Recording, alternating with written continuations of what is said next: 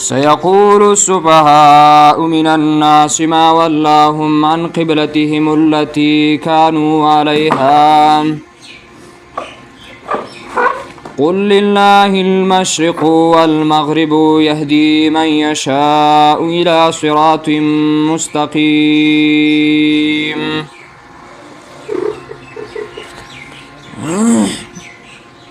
سبحانك لا علم لنا إلا ما علمتنا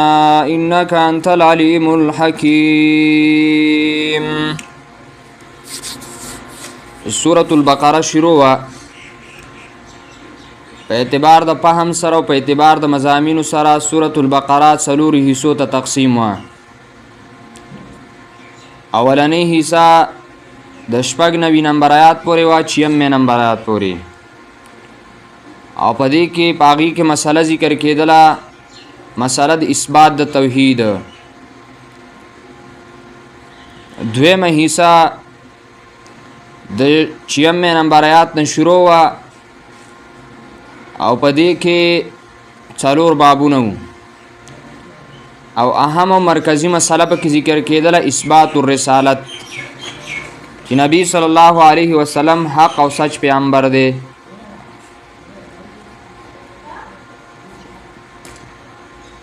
نو اول باب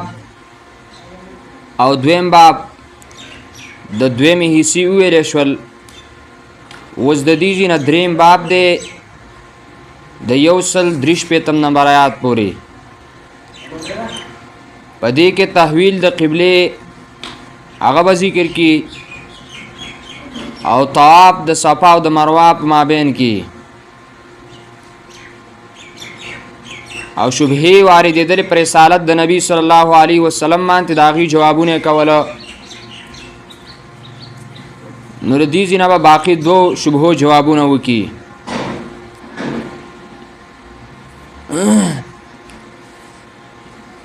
اتمه شبهه به ذکر کی، اجمالی جوابونه به وکي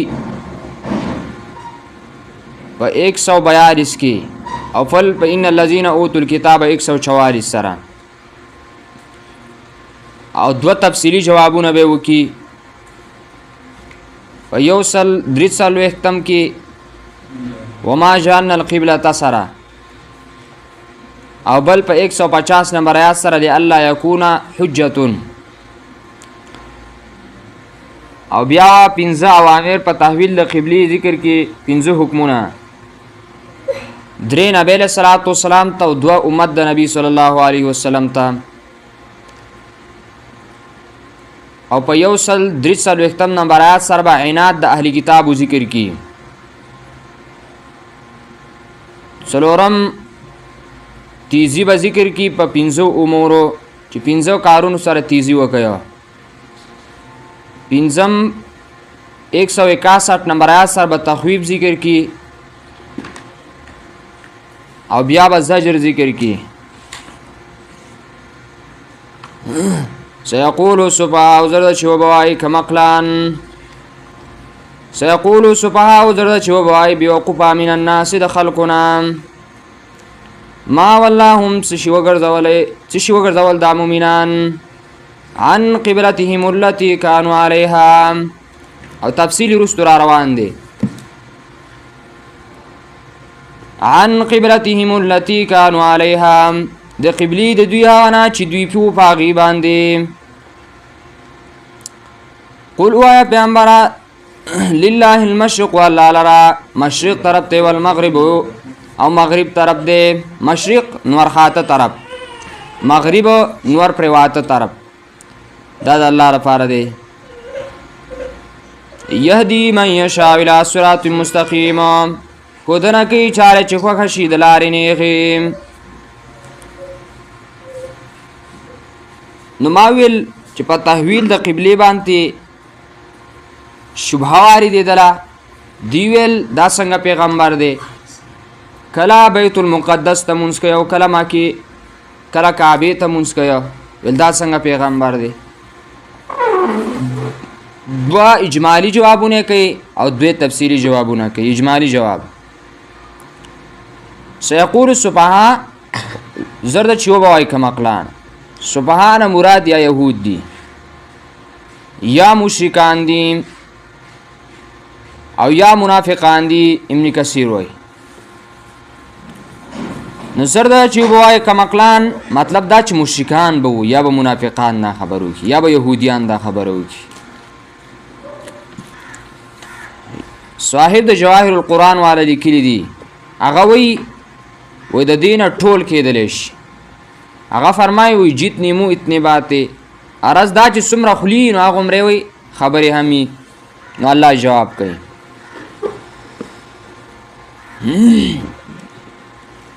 یو جواب خدا وش چې الله لپاره مشرق طرف هم دی مغرب طرف هم دی. حکم د الله کوي چې الله وایي چې مشرق ته ودرېږه بس مشرق ته ودرېږه، چې الله وایي چې مغرب ته ودرېږه مغرب ته ودرېږه. کو ته د الله لپاره کې خو د الله حکم ومانه که کو بل چا لپاره کې بیا یې مه مانه. یهدي من یشاء الی صراط مستقیم ښودنه کوي چاله چې خوښه شي د لارې نیغې. وکذلک جعلناکم امة وسطا دا شان ګرځول مې دي تاسو لره ډله غوره، ګرځول مې را تاسو لره ډله غوره. امة وسطا غوره امت. امام مدارک معنا کوي غوره امت. یا تفسیر کبیر کی معنا کوي امة وسطا د عدل والا امت.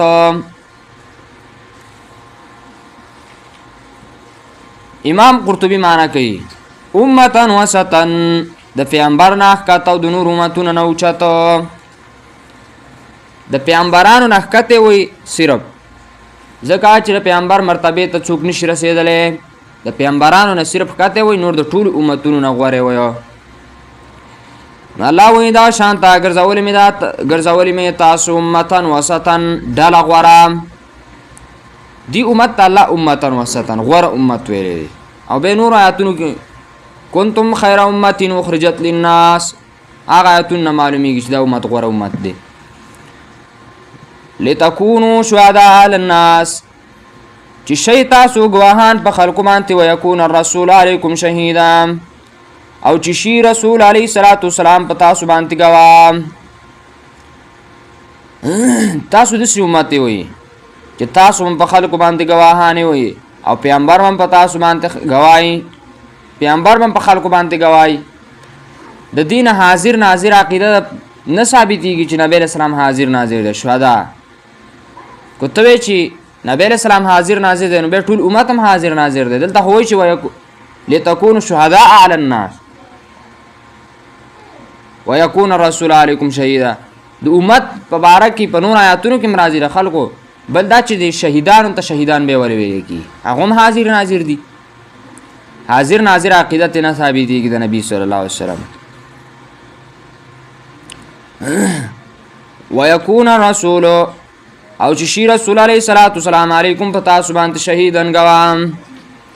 وما جعلنا القبلة التي او نمو دا مقرر کړې قبله هغه كنت علیها چې ته پې وې الا لنعلم مگر د دې لپاره چې بیل کو منګه. لنعلم معنی دار چې بیل کو یعنی علم په معنی تمیز سره دی او په علم سره بیلتون او تمیز راځي. تفسیر مدارک وایي چې علم دی وکړو تمیز به راشي ستا په ما د حلال او د حرام په مابین کې دغه شانته نور. الا لنعلم مگر د دې لپاره چې بیل کو هغه څوک یتبع الرسول چې تابعداري کوي د رسول علیه السلام مما ينقلب على عقبيه دا چانه چې ګرځي په پوندو خپلو. نو ګوره قبلي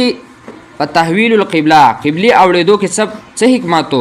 یو حکمت پکې دا چې الله رب العالمین پاک او صاف مسلمانان جدا کی. دا الله رب العالمین امتحانن داسې کار وکړله. نو سبه مفسرین لیکي دي چې ډیر خلک هغه استوا وړېدل ویل دا خو نبی علیه السلام خپل نیکه او د خپل پلار او د نیکه په دین مانته شویل. ایسته ډیر مسلمانان بیرته مرتد شول. ډیرو منافقانو په نبی علیه السلام پسې ټوکې مسخرې شروع کړلې او پاک صاحب مسلمانان چې هغې خبره ومنله او راواوړېدل. بس الله وی هغه خلک جدا کم چې هغې تابعداري کوي د پیغمبر د هغې خلکو نه چې اوړي په خپلو پوندو باندې مما ینقلب علی عقبیه وان كانت لکبیرة یقینا دا ګرځېدل قبلې ته خامخا ګران دي الا علی الذین هدى الله مگر ګران نه دي په هغه کسانو باندې چې هدایت ورته کړی الله. دا خبره خو لږه ګرانه وه خو لیکن الله چې چاته هدایت کړی او زړه الله مضبوط کړی هغې ته به هیڅ ګران نه دي. وما كان الله ليضيع ایمانکم او نه دی الله چې برباد کی ایمان منځونه ستاسو. ایمانکم ایمان په معنا د صلات سره منځونه ستاسو. دلته د مشرکانو یو اعتراض وکړو ویل چې چا بیت المقدس ته منځونه کلی دي او هغه وپات شوي دي نو ویل د هغو منځونه لال تباه شو. الله جواب وکړو چې وما کان الله ليضيع ایمانکم نه دی الله چې برباد کی ایمان او منځونه ستاسو. الله ستاسو منځونه نه تباه کوي بس هغه قبول شوي دي هغه اخ کې د هغې حکم و د بیت المقدس. بیت المقدس هم ورته ویلی کېږي بیت المقدس هم ورته ویلی کېږي.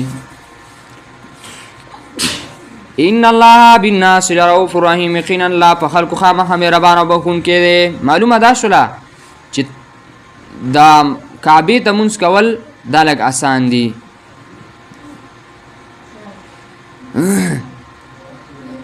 قد نرى تقلب وجهك في السماء یقینا وینو منګه ګرځول د مستا په طرف د اسمان. قد نرى تقلب وجهك في السماء عام مفسرین لیکي چې نبی صلی الله علیه وسلم کله هجرت وکړو نو 14 یا 19 میاشتې بیت المقدس طرف ته مونځ کاوه. ځکه چې نبی علیہ السلام کله هجرت وکړو نو په مدینه کې اکثر یهودو او د یهودو قبله چې وه نو هغه بیت المقدس وه بیت المقدس وه. نو نبی علیہ الصلوۃ والسلام دا خواهش و چې د یهودو په ایمان راوړلو باندې حریص و ویل کو زه مکې ته مونځ کعبې ته مونځ وکړم که نه نو د دې قبله خو بیت المقدس دی نو غوښتل دا چې زه بیت المقدس ته مونځ وکړم. ځکه چېرته دا د دې کافرو په زړه کې مینه محبت د اسلام سره پیدا شو حکمت یې پکې لټا. دا مشرکان لږ لږ رانرم شول تر دې پورې چې نبی علیه الصلوۃ والسلام ته تمه پیدا شوله چې کیدای شي اسلام راوړي ایمان راوړي. سمدستي حکم راغی سمدستي په دې ځای کې اوس چې کله د یهودو او دا کفار او دا مشرکین دا را نرم شول او نبی علیہ السلام ته تمه پیدا شوله نو نبی علیہ الصلوۃ والسلام خو زړه دا کېدو د مخکې نه چې زه کعبې طرف ته مونځ وکړم بیت الله شریف ته مونځ وکړم. خو په دغه ټیم کې اوس خواهش دا چې اوس لږ صبر وشي که نه چې एकदम حکم را نه شي د تحویل د قبلې داسې نه چې آیاتونه نازل شي چې د کعبې طرف ته مونځ کوه او کعبه ستا بیت الله شوله. ځکه دا یهود چې دي دا لږ لږ نرم شوي دي او تمه د نبی علیه الصلوۃ والسلام ته پیدا شوې ده نو داسې نه چې تحویل القبله حکم راشي او دا رانه بیرته وانه وړي. الله رب العالمین آیاتونه نازل کړل حکم رالی نبی علیه السلام ته الله تسلي ورکړله حکمتونه پکې ډېرو. نو الله فرمایي قد نرى تقلب وجهك في السماء. نو نبی علیہ الصلوۃ والسلام چې مدینې ته هجرت وکړو نو 19 یا 14 میاشتې بیت المقدس ته مونځ وکړو. نو اهل کتابو ایمان نه راوړو.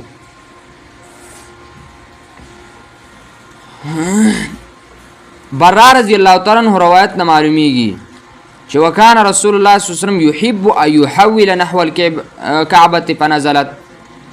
یا خدا دا دویمه توجیه ده چې نبی علیہ الصلوۃ والسلام د یهودو د ایمان دراوړو نه مایوس شو ایمان نه راوړو نو نبی علیہ الصلوۃ والسلام غوښتل دا چې بس خپل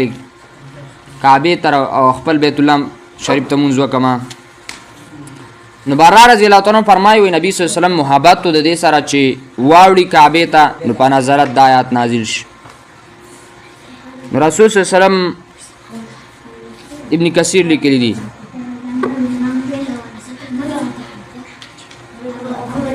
قد نرى یقینا وینو منگا تقلبا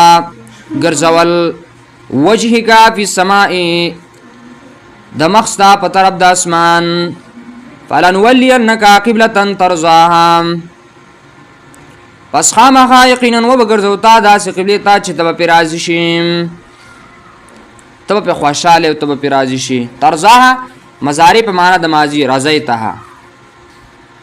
دویمه توجیه شیخ المشایخ مولانا حسین علی رحم الله کړی دا او د سباق او د سیاق د لغت سره برابر هم ده تفسیر بالرای نه دی هغه د توجیه کړی دا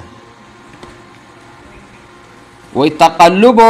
هغه ګرځېدو را ګرځېدو ته وایو تقلب چې د تکلیف په وجه باندې د تکلیف د وجه نه انسان د ګرځي را ګرځي تکلیف یو ته د سیدا تبه یای په خېټه دړي او دا سره ګرځي را ګرځي د تصویر د تقلب فصراحه کی هغه صراحه کی دی تقلب الشيء ظهر لبطن كالحيه تتقلب في الرمزاء چې شي اخوا دی یو شی هغه اخوا دی خوش ان ډیپینډش لکه مار چې اوړي راوړي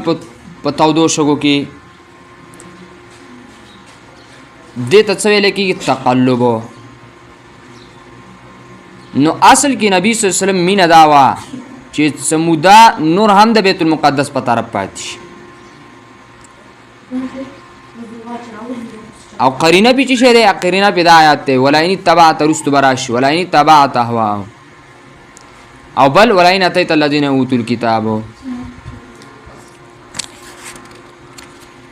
نو الله فرمایي فلنولینک پس یقینا خامخا وبګرځو تا قبله انداز قبله تا ترزا چې تو په راځش فولی وجهک شطر المسجد الحرام پس وګرځا مخبل په طرف د جمعات عزتمند جمعات عزتمند مراد بیت الله شریف دی وحيث ما كنتم او چرته چې استتاسون فولوا وجوهکم پس وګرځوي مخونه خپل شطره په طرف د دغه شطر المسجد الحرام پس وګرځاو مخبل په طرف د جمعات عزتمندو نور دینه معلومه شو چې الله رب العالمین د قبله په اړه کې اسانی مقرر کړی ده لدی وجنا ګوره دې ته اوس دون احتیاط نه پکار چې جنماز له کوک دینو بس دا باز خلک ته جنماز په طرف ورته واګ بر باندې کېله کوي قران ولاړې معمولی به کوږي قران ولاړې دې ته هیڅ ضرورت نشته بس صرف دومره دا قبله ته دومره وړو کې نه ده په طرف د قبله ویلې شطر المسجد الحرام په چاغي طرف ته مخ کا بس نو قطب ستوري تم ضرورت نشته او قبله انامات تم ضرورت نشته او آلات رسیدیو ته ریاضي حسابونو ته هیڅ ضرورت نشته دي په دې باندې به علما خپل کتابونه لیکلي دي مفتی صاحب رحمه الله د معارف القرآن کی مفتی شفیع صاحب لیکلی دی ابن رجب رحمه الله په حواله باندې چې کو د قبله په اړه کې دغه باریکیو له اعتبار ورکړي شي نو بیا په مساجد المسلمانانو باندې خلک بدګمان شي او په صحابه رحمه الله په اصحاب رضی الله عنهم او تابعین باندې عقیده د خطای راشي نو دغه باریکینو ته هیڅ ضرورت نشته بس صرف چې مخه قبله ته وینو کو جنماز به کوک دی او کرا کوک دی بس کار څنګه دی دغه ته هیڅ ضرورت نشته دی وحيث ما كنتم فولوا وجوهكم شطرا او چرته چې استتاسو نو پسو ګرځوي مخونه خپل په طرف دغه وان الذين اوتوا الكتاب یقینا کسان چې ورکړل شوی ته کتاب لیعلمون خامها پویږي نو الحق یقینا دا ګرځیدل حق من ربهم در بر دینام ګورا يهود تی مراد دي اهل کتاب يهود دی يهود ته دا پاته ده چې دا ګرځیدل د قبلي دا حق خبره دا خو صرف د عینات د وجنه او د زد د وجنه دی په خپل بیمانه باندې پر خپل کو پروانته ولاړ دي ولی دا ورست رام شي نبی صلی الله علیه وسلم تبدی کی و تسلیم دا په تورات کې دا يهود خو علما او مولانو دیو په تورات کې دا لوستلیو چې داسې پیغمبر به چې هغه به تحویل القبله د پیغمبر یوه نښه به دای چې هغه به اول بیت المقدس ته مونځ کوي بیا به بیت الله شریف ته مونځ کوي. نو یو حکمت پکې دا مو چې الله رب العالمین هغه خبره رښتیا کوله. کو داسې نه وی شوي نو بیا خو په تورات کې چې کومه خبره د هغه به رښتیا شوې وي نه به رښتیا شوې. نو په تورات کې دغه و چې د پیغمبر نښه به دای د اخرني پیغمبر چې دا به د یوې قبلې نه بلې قبلې ته اوړي. نو هغه خبر الله رب العالمین رښتیا کوله. نو الله فرمایي یقینا کسان چې ورکړی شوی ته کتاب خامخا پوهېږي چې انه الحق یقینا دا ګرځېدل د قبلې دا حق دی من ربهم د رب د دینه. وما الله بغافل عما یعملون او نه دی الله نه خبره د عملونه چې دوی کوي.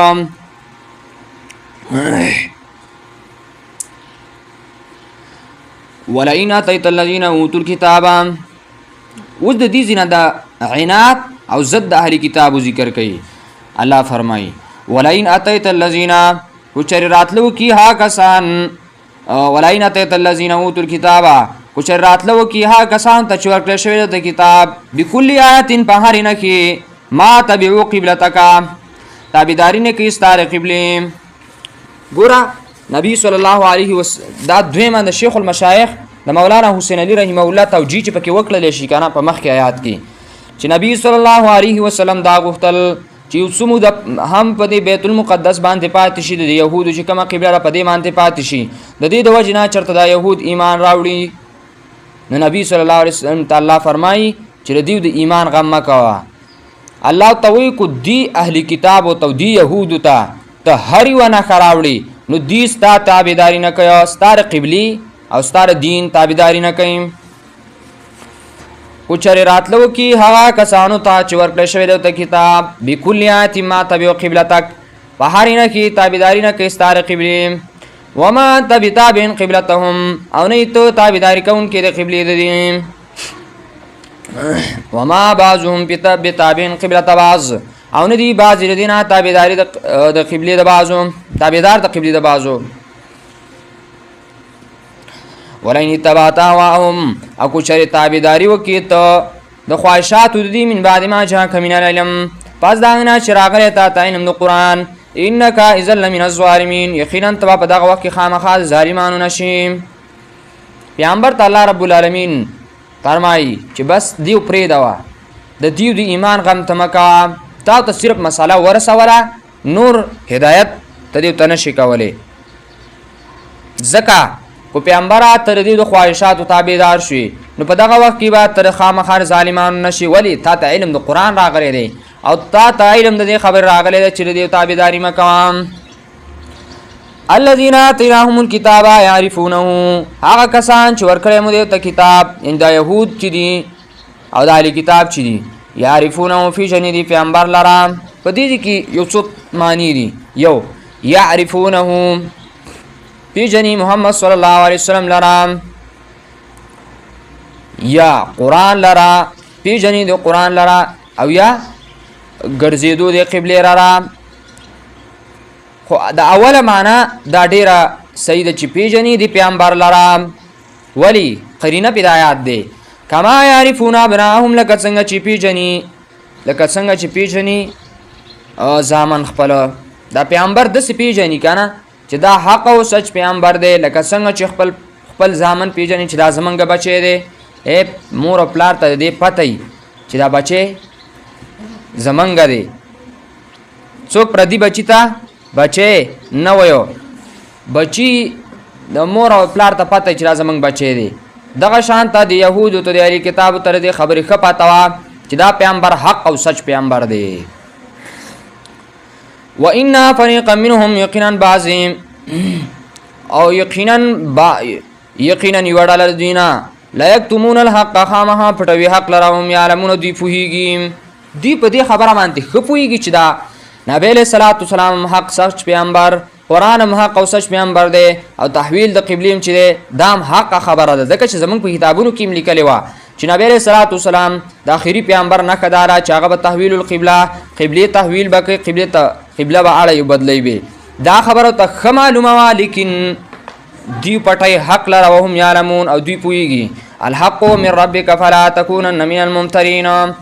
دا حق چې دی دا ثابت دی درفستانه. فلا تکونن من الممترین، پس مکه هیڅ چری د شک کوونکو نه. کله چې تحویل د قبله رااله کنه دا بار بار تسلینی الله رب العالمین د دې لپاره ور کوي چې تحویل د قبله کله رااله نو پدې کې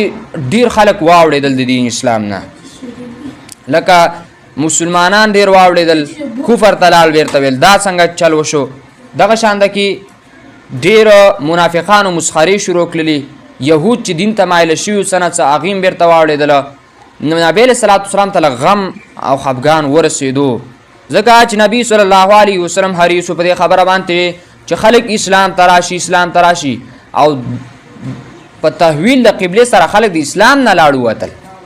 نو مخکې خو الله رب العالمین یو وجه ذکر هم کړله چې پیغمبره څوک ستا تابعداري کوي هغه می جدا کړل، او چې څوک ستا تابعداري نه کوي هغه می جدا کړل. نو یو وجه خدا ذکر شو چې منافق انسان مانته الله رب العالمین تکلیف مصیبت راولي، هغه الله رب العالمین خارج کی. دغه ګن الله رب العالمین صفا کا، الله پیغمبر ته ځکه بار بار تسلی ور کوي. الحق من ربک، دا حق دربستانه دی، یعنی حق ثابت دی دربستانه. فلا تکونن من الممترین، پس مکیګه هیڅ چری د شک کوونکو نه. ولکل وجهه هو مولیها، او د هر چا لپاره قبله ده چې هغه ته مخ ګرځون کی. ولکل وجهه، او د هر چا لپاره قبله ده هو مولیها چې هغه مخ ګرځون کی دی دا ته. فاستبقوا الخيرات، پس سبقت وکي او مخکیواله وکي، تلوار وکي نیکو ته، جلتی وکي نیکو ته. الله وي فاستبقوا الخيرات، دا معنی نه چې خیراتونو ته جلتی وکي. خیرات معنی د نیکی سره او د نیکو کارون ته جلتی وکي. فاستبقوا الخيرات. اوس روزه را روانه ده، ډیر خلک بدسي کنه ځان ته مسلمان وای، د مسلمان په کور کې پیدا لري، د مسلمانۍ دعوام کوي. ډیر خلک بدسي هغه بخپای مړه به روزه رااله او دا خو مړه غونډه ورځ ده، دا به څوک نیسي. او تراویح بم کو او چربانګي ته به څنګه را پاتېږو، دا غاړه به تازه کی. او ډیر خلک د سمشتره چې ساده مسلمانان دي، ساده لو او نیکان مسلمانان دي، هغه روزي ته خوشاله دي، وي میلمانه ده، یوه میاشت میلمانه ده او یو کال پس راغلی ده، او چې ښه عزت یې وکړو، ښه احترام یې وکړو. عزت او احترام یې دا دی چې روزي پکې ونیسو، نوافل پکې وکړو، دروس د قرآن پکې وکړو، تراویح پکې وکړو، ختمونه پکې وکړو. دا میلمانه میاشت ده، دې به دغه عزت یې خلک میلمانو له عزت کوي. میلمانه چا کرا شي لرې نه، کال پس راغلي خلک ولا قسم خوراکونه راوړي، او څوک ته په ګرمۍ کې ته خلک پکې برابرې،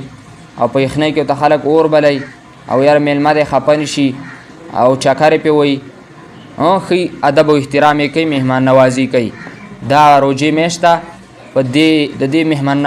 مهمان نوازي دا ده او د دې میلمستیا دا ده چې په دې کې موږ د روزې چې څومره عبادات دي په ښه صحیح طریقه باندې وکړو. فاستبقوا الخيرات، نو پس تلوار وکړئ نیکو ته، جلتی وکړئ نیکو ته. اینما تکونوا یأتی بکم الله جمیعا، چرته چې استې تاسو نو رابولي تاسو ته الله غوڼ، چرته چې استې تاسو نو رابولي تاسو له الله رب العالمین غوڼ. ان الله علی کل شیء قدیر، یقینا الله په هر شي باندې قدرت والا دی. دریم امر ذکر کوي په تحویل د قبله باندې. ومن حيث خرجت فولي وجهك شطر المسجد الحرام. دوباره د تاکید د پاره ذکر کو چې په نسخه کې احتمال د فتنې او د شبهې وي. نو ګوره پیغمبره بار بار دا خبره ذکر کوي چې څوک په فتنه کې واقع شي، څوک په شبهه کې واقع شي. نو او مکه د حاضر د کور حکم چې په کور کې قبله ته مخ کوا، اوس د سفر حکم ذکر کیا. ومن حيث خرجت، او د کوم دینا چې وتلې ته فولي وجهك شطر المسجد الحرام، پس وګرځوا مخبل په طرف جمعه عزتمن. وانه للحق من ربك، یقینا دا حق دې دربستانه. وما الله بغافل عما تعملون، نه دی الله نه خبره ده عملونه چې تاسو یې کوئ. ومن حيث خرجت، دا څلورم حکم دی په تحویل د قبله باندې. ومن حيث خرجت دكم زين شوتليت فولي وجهك پس وګرځاو مخبل شطر المسجد الحرام په طرف د جمعه عزتمن بیت الله شریف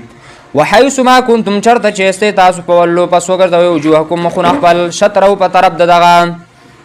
لئلا يكون الناس لپاره د شفاعت نشي لپاره د خلکو علیکم پتاسو مانته حجت دلیل لئلا يكون الناس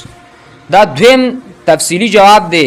مطلب اداره چې د خلکو حجت پتاسو پات نشي چې دا اخیری امت نه خبا خانه کعبه ته منځ کولی لکه ما تاسو ته وختي ویل چې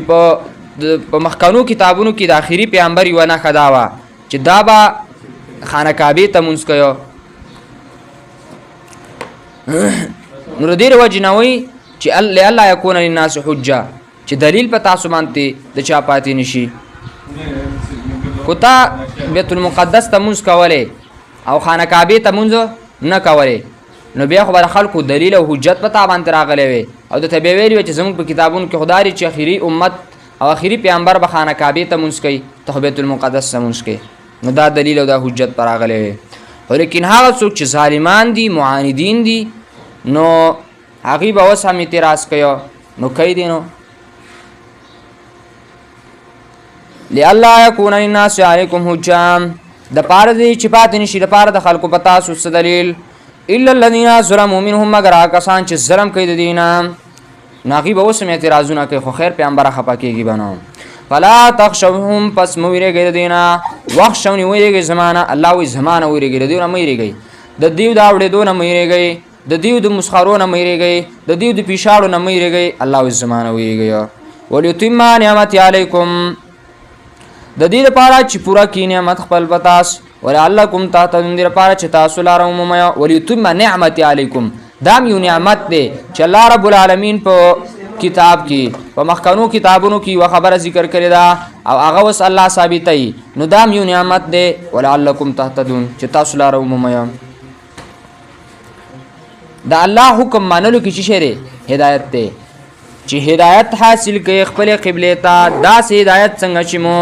لګلې پتا سو کې رسول یا د امانش لعلکم تهتدون د سه هدایت څنګه چې مو پتا سو کې پیغمبر او رسول لګلې دي او یا پورا کی پتا سو خپل نعمت پدا سو پورا واري سره څنګه مو چې لګلې دي پتا سو کې رسول خپل یا داس نعمت چې لګلې دي پتا سو کې رسول خپل لعلکم تهتدون دیر پاره چې سمالارو مو کما ارسلنا فیکم رسولا اوه پورا کول د نعمت څنګه دي دسی کما ارسلنا فیکم رسولا منکم څنګه مو چې لګلې پتا سو کې رسول یتلو علیکم رسولا منکم نه مطلب دا چې جنس تاسو نه یعنی هغه بشر دی تاسو انسانان او هغه انسان دی علی منکم تاسو جنس نه دی یتلو علیکم چې لولي پتا سو باندې تلاوت کوي پتا سو باندې آیاتنا زمنګا او زکیکم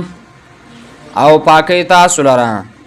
و یعلمهم او زکیکم پاکی تاسو لرا د اخلاق رزیلیونه د ناکار اخلاقونه تاسو پاکی تزکیه د نفس د لدر کوي اصل شی تزکیه د نفس ده چې انسان خپل نفس دا پاک انسان چې دی نو دې خبر ته لګه توجه وکړي انسان چې دی نو دا دوه شیونه جوړ شوی دی په دې کې دوه اشیاء دي یو د انسان ظاهری بدن دی او بل په انسان کې روح دی خو روح په انسان کې ښکاری نه ښه دا یو خو دا ساده دا ساپی پړي دام د جسم سره تعلق ساتي دا نه روح ځان له یو شیز دی هغه په سترګو نه ښکاري هغه په دنیوي آلاتو باندې نه ښکاري قول الروح من امر ربي دا روح د الله تعالی طرفه دا روح ښکاری نه نو یو جسم دی د انسان بدن د انسان دی او یو روح د انسان دی جسم د انسان چې دی نو دا د دې تعلق د زمکه سره دی تعلق زمینی د دې تعلق د زمکه سره دی دا الله رب العالمین د زمکه نه پیدا کړی دی نو تعلق یې د زمکه سره دی جوار دی کو غنم دی کو میوه دی کو فصلونه دی کو هر شی دی د جسم ته چې طاقت ملاویږي قوت ملاویږي او دا جسم تربیت چې په الله رب العالمین کوي نو دا د زمکه په اشیاء باندې کوي زمینی قوت دی بکی په دې جسم کې بل د انسان روح دی. روح دا د الله ر طرف راغلی دی. قل الروح من امر ربي. دا روح د انسان د الله ر طرف نه راغلی دی، د بره نه راغلی دی. نو د دې لپاره د خوراک ضرورت و، د دې لپاره د خوراک ضرورت و. نو د هغې لپاره الله رب العالمین خوراک څه شی راولېږو؟ د هغې لپاره د هغې د تربیت دپاره او د هغې د روح د تقویت، د روح د مضبوطولو دپاره او د روح د سالم ساتلو دپاره او د روح د بیماری نه د بچ کولو دپاره د هغې لپاره الله رب العالمین یو کتاب راولېږو. انزلناه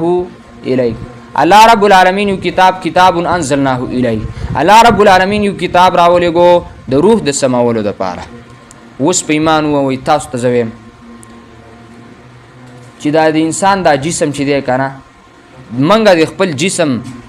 دا خواهش چې دی، دا زمونږ دا خواهش او زمونږ دا جسم دا چې څه غواړي موږ یې کوو. بس 3 ټیمه خوراک خو هر انسان کوي. 3 ټیمه لکه دا کم از کم 3 ټیمه ته یادو. داسې خو چې پکې واخلې که نه د سهار چې بعضې چې کوم دی نو د 10 بجو چې او داسې پکې د غرمې روټۍ، بیا پسې د مازدیګر چې وڅکي، بیا د ماخوستان روټۍ وخوري، بیا پسې د ماخوستن چې وڅکي. 5-6 ټیمه خوراک خو جوړېږي را جوړېږي. خو لکه کم از کم حساب سره چې واخلو که نه نو 3 ټیمه خوراک خو هر انسان کوي. لکه د سهار، د غرمې او د ماښام دا 3 ټیمه خوراک خو هر انسان کوي. د دې بدن دپاره ما ته 3 ټیمه خوراک فرض عین کلی دی چې کله یم نه یاره وایي په سر هم درد دی، چې کله یم نه یاره وږی شوی یم. کوو کو نه کوو 3 ټیمه خوراک خو هر انسان فرض عین کوي. په ایمان ووه د روح د غذا دپاره او د روح د تربیت دپاره او د روح د تقویت دپاره او د روح د مړولو دپاره الله رب العالمین د بره نه کتاب را لېږلی دی. دا کتاب تا چېرته په ورځ کې یو ځل راغستی؟ دا کتاب دی مسلمان چېرته په ورځ کې یو ځل راغستی دی؟ دا د سهار نه واله دا د غرمې د 12:30 او د 12 بجو پورې د 1 بجې پورې چې موږ ناست یو د الله کتاب ته، دا په دې کې د روح غذا ده، دا د روح خوراک دی، دا د روح د تقویت دپاره، د روح د مضبوطولو دپاره دا موږ کوو چې په دې سره موږ تزکیه د نفس وشي. چې کم اخلاق رذیلیه دي، چې کم اخلاق هغه د انسان هغه روح خرابوي، د انسان روح ته مرض لګي، چې هغه مرض د کینې دی، کو هغه مرض د دروغو دی، کو هغه مرض د زنا دی، کو هغه مرض د تهمتونو دی، دغه امراض چې کوم دی نو د انسان نه ختموي، هغه دا کتاب ختموي. چې انسان بیمار شي، د پخپه کې درد دی، په ملا کې درد دی، په سر درد دی، بله یوه مسله ده وته ډاکټر له ځیو کونیځي. ډاکټر ته وایي یا ډاکټر صاحب پخپه مې درد دی، په سر مې درد دی، تبه مې ده. دا د دې د وجې نه چې دا جسم مې خراب نشي، جسم مې کمزوری نشي، د جسم یوه حصه مې ضایع نشي. تا چېرته د روح د سمولو دپاره او د روح د مرضونو د علاج دپاره چې هغه الله رب العالمین کتاب را لېږلی دی، د یو مولوي صاحب مخې ته ناست دی. دا د مسلمان نه تپوس دی چې د مسلمان نه تپوس وشي، کو د هغه زما مسلمانه خور ده، کو هغه زما مسلمان رور دی، د هغې نه تپوس وشي چې ستا روح غذا الله رب العالمین په دې کتاب کې ایښي ده. ته چېرته یوه ورځ ناست دی د کور سمې خو راولي، پلانکې لوښی وران پروتي هغه بالکل برابرې، د کور چې غولې څښئ، مانډو برنډه څښئ، کمره څښئ، هغه صفا کې. تا چېرته د خپل روح صفایي کړې ده چې د هغه روح صفایي په قرآن سره راځي؟ د اسلافو تاریخ وګوره، هغې روحونه چې کوم دی نو کاملو. دې وجې نه حدیث مبارک کې راځي چې مسلمان یوه علامه دا ده چې د هغې رنګ به زیړي، ته به یې چېرته بیمار دی، رنګ به یې زیړي، کمزوری به د وجې د خشیت د الله نه، یره د الله به پې غالبوي، د وجې د عبادت د ډېر کولو نه، د کثرت د عبادت د وجې نه. تاسو نه دي اورېدلي نبی علیه صلات وسلام به دومره عبادت وکړو چې عائشہ به فرمایي نبی صلی الله علیه وسلم خپې مبارکې به وپړسېدلې.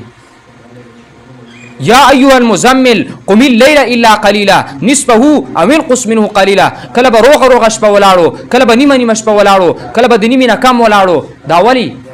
حالانکه پیغمبر ته الله رب العالمین ټول ګناهونه معاف کړي. ما ته چېرته د خپل روح د خپل باطن د دې سوچ ما ته چېرته ونه کو، او د باطن سوچ او فکر دا چې برابرې، او باطن چې هغه تقویت او غذا ورکې او باطن چې مړې نو هغه صرف او صرف د قرآن په غذا باندې د قرآن په خوراک باندې به مړې. نو ځکه خو الله وایي پیغمبر ته الله وایي یتلو علیکم آیاتنا چې لولي د پیغمبر یو کاردارې الله وایي کما ارسلنا فیکم رسولا منکم څنګه مو چې لېږلی په تاسو کې رسول یتلو علیکم رسول په تاسو کې جنس ستاسو نه چې لولي به په تاسو باندې آیاتونه زما آیاتونه به ولې لولي ویزکیکم چې پاک کې تاسو لره د اخلاقم پاک کې ستاسو تزکیه د نفس کې ويعلمهم الكتاب والحکمت تعلیم ور تعلیم بدر کې تاسو قرآن او سنت ويعلمكم ما لم تكونوا تعلمون او خای تاسو طاقت سوچ تاسو پاغي مانته نه پويږئ. نن خلق ته سار کې راوځه بارتا مدرسې ته خلک ډیر روان دي کو سکولون ته خلک ډیر روان دي کچه پچه به هغه ته بستا ورکلی وي زې سکول ته نزي او غټ سانډه بي او د غرمه پورې به پروتي او نه را پاسې چې مونږ وکا وای دا وای وستړی شوی دی بس سبب یې یار به وای تقاری ويعلمكم الكتاب او تعلیم در کې تاسو قرآن د سنت ويعلمكم ما لم تكونوا تعلمون خای تاسو هغه څه چې تاسو پینو پوهیږئ. فذكروني اذكركم پس یادوي مال را اذكركم زما یادوم تاسو لره. په دې کې مفسرینو ډېر معنی کړي دي په بهر حال هغه به چرته بل ذکر وکړو. اوس د دې نه 15 امور د تیزی د پاره ذکر کړو او صبر په درې قسمه نه ما تاسو ته مخکې مې وزل ویلیو هدلته یاد کړئ. صبر په درې قسمه دی. یو صبر په پرې خودو د محارم او د ګناهونو دی دته صبر عن المعاصی ویل کیږي چې ګناهونو نه انسان ځان بچ کی دا ګناه چې د داستا روح خرابوي هدینه بزان بچ کی او بل پکول د طاعات دی صبر پکول د طاعات چې طاعت بکې نیک کارونه بکې او دریم صبر پس غمل مصیبتونو دی صبر علی المصائب په دین اسلام کې با پتا باندې مصیبتونه راځي دا بزغمی دا به برداشت کې فذکرونی پس یاد کې ما 15 امور ذکر کړي فذکرونی پس یاد کې ما لرا اذکرکم زبیات کم تاسو لرام واشکروا لی ولا تکفرون شکر باسی مالنا شکر مکوی زمان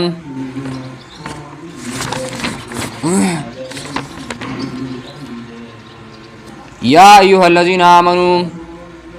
اے ایماندارو استعینو بالصبر والصلاة امداد حاصل کی په صبر کولو مانځ سره ان الله مع الصابرین یقینا الله خاص ملګری د صابرانو دی. اے 15 امور ذکر کيو استعینوا بالصبر امداد حاصل کی په صبر کولو او صلات مانځ سره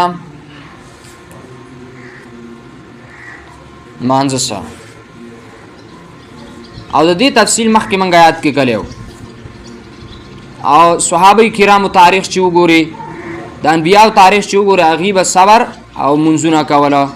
د الله نبی امداد حاصلو. ان الله مع الصابرین یقینا الله خاص ملګری صابرانو دی. ولا تقولوا لمن يقتل في سبيل الله اموات موعدا کسانو په واره کې چې قتل کړي شوی په لار د الله کې اموات عبس مړه یقتل قتل مړه خو دی مړه خو د قرآن ویل چې لما یقتل فی سبیل الله چې مړه شي په لار د الله کې قتل کړي شي په لار د الله کې مړه خو دی خو عبس مړه نه دي د نورو مړو په شان ته مړه نه دي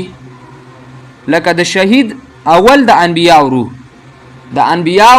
ارواح دا په اعلی او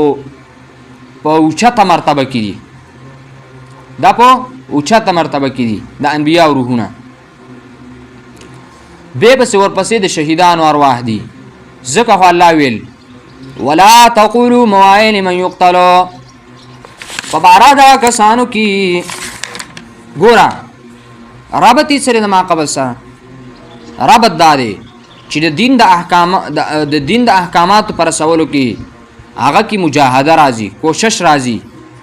د مالونو او د بدنونو نو کو بدن قربان شي او شهید شي نو داسې خیال مه کوه چې بس لاړم مړ شومه. نه ستا مرتبه د الله په نزد کې الله په نزد باندې ډېره اوچته ورپعه ده. ولا تقولوا موایي لمن د هغه کسانو په باره کې یقتلو چې قتل کې فی سبیل الله په لار د الله کې امواتن چې دی مړه دي یا بس بل احیاء بلکې ژوندي دي. څنګه ژوندي دي؟ یو خو د بدعتینو مړی دی چې هغه خو ماښام کې راځي وي دروازې ته کولا پرېږدی وي ارواح راځي د مړو دغسې عبس خبرې دي. د بدعتینو مړی به ترې نه جوړی. بل احیاء بلکې ژوندي دي بس په ژوند برزخي سره ژوندي دي دنیوي ژوند سره نه دي. ولکن لا تشعرون لیکن تاسو پې نه پوهېږئ. امام بیزاوی رحمه الله هغه لیکلي دي وایي په دې کې تنبیه ده او زورنه ده په ژوند د شهیدانو چې دا جسدي ژوند نه دی او نه د جنس د هغې نه چې احساس پرې د حیواناتو راځي بلکې دا یو امر دی چې په عقل نه معلومیږي بلکې په وحی سره معلومیږي. امام نصفي رحمه الله وایي چې داسې پې نه پوهېږئ څنګه چې ژوند د شهید په عقل سره نه معلومیږي.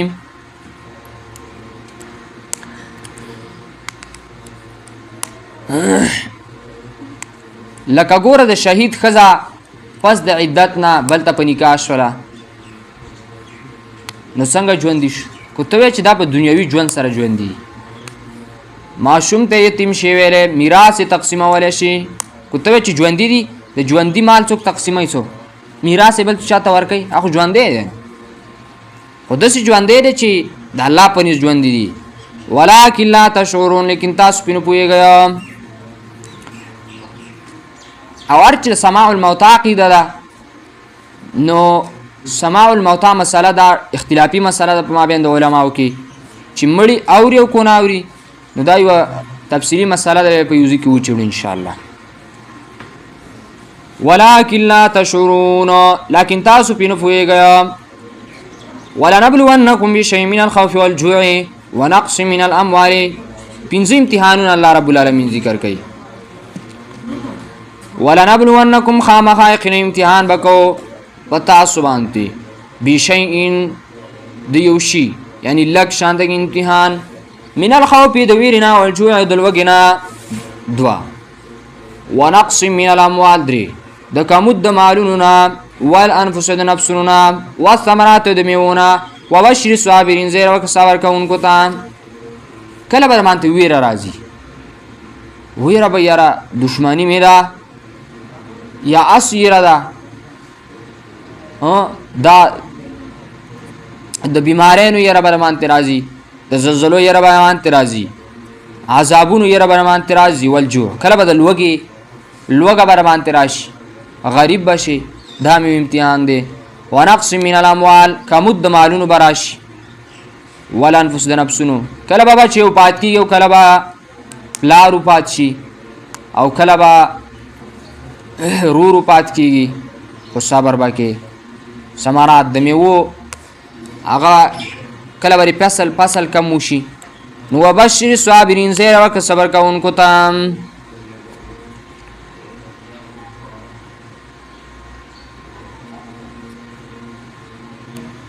وبشر الصابرین عمر رضی الله تعالی فرمایلی وو نعم العدلان و نعم العلاوه چې ډیر خدي دوانه انډي او ډیره سرباره ده یعنی زیر ورکه صبر کوونکو ته. الذين دا کسان اذا اصابتهم مصیبه چې کله ورسیږي دي ته مصیبت قالوا نوادي انا لله وانا اليه راجعون یقینا من الله لري او من به هغه ته واپس کیږو. قالوا انا لله دا رقم کلمه ده چې غم مصیبت پریشانی ته ورسېده خپدي خو دله مړې وشو مصیبت رااله انا لله وانا اليه راجعون وایا. اولئک علیهم صلوات من ربهم دا کسان دوی مان تشاوا سید من رب دینا و رحمت رحمت دی. اولئک هم المهتدون هم دی لارمودون کریم. ان الصفا والمروه من شعائر الله یقینا صفا ډېر مروه ډېر یادګارونه دین د الله نه دي. دا نه هم شبهه ده د مشرکانو د یهودو طرفه او دا غي جواب دی امام شافعي رحم الله وی د جاهلیت په زمانہ کې په صفا اصحاب بوت پروت او په مروه باندې نایله بوتو د طواف په وخت به خلکو مسا کول مسلمانانو تینا منع کوله نو دا آیات نازل شو قرطبی لیکي نو مطلب دا دی چې بوتان اوس ختم شوي دي او سعی د الله د دین د علامونو یوه نښه ده سعی کوئ سعی مه پرېږدئ خو بوتان هغه مه مسحه کوئ یا دا چې صفا او مروه ډیرۍ باندې مشرکانو بوتان ایښي او په دور د جاهلیت کې به هغه مسحه کول به حکم رالی سعی په مابین د صفا او د مروه کې نو آیاتونه نازل شول چې شرک مه کوئ د الله سره د بوتانو عبادت مه کوئ نو مشرکانو اعتراض وکړو ویل پیغمبر موږ د بوتانو د عبادت نه منع کوي او په خپله باندې حکم کوي چې د بوتا د دې په مابین کې طواف کوئ نو الله جواب کوي ان الصفا یقینا صفا ډیرۍ والمروه مروه من شعائر الله د یادګارونو دین د الله نه دي دا شعائر دي دا خو دین د الله نه دي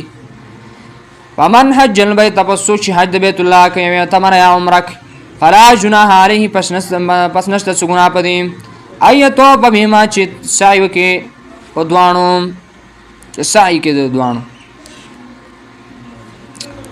حج د بیت الله صرف کې عمره کې نو دې په مابین کې بس سعی کې